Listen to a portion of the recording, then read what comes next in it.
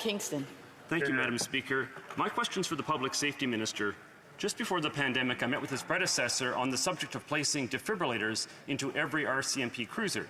He agreed with me that this would save 300 lives per year, and he expressed personal pride at the fact that earlier in his career, he had placed defibrillators in every City of Toronto police cruiser. Could the current minister advise the House as to whether RCMP cruisers have been receiving defibrillators since the time of this conversation? The Honourable Minister of Public Safety.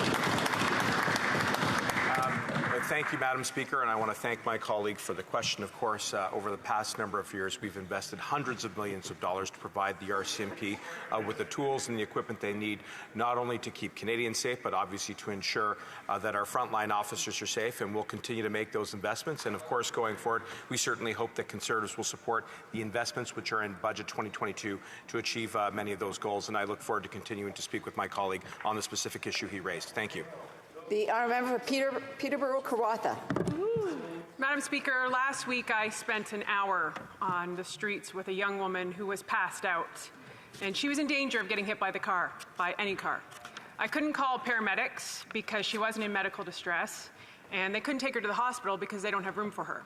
And I couldn't call the police because there's nowhere to take her. Now, I understand that decriminalization is very important to destigmatization, and that is critical in treating addiction. But why are we not investing in real solutions and investing in a mental health system to treat people and help them on their way to recovery? Yeah.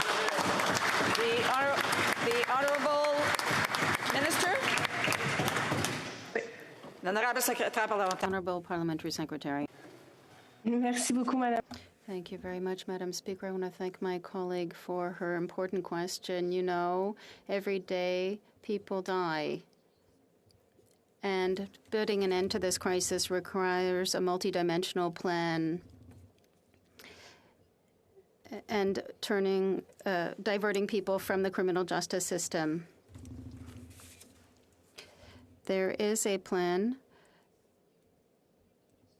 and a wide range of resources for people taking drugs. This also includes ensuring a safe supply. We will oversee and watch the implementation in British Columbia because it's essential for us to gather information on how this plan will work. Vaughan.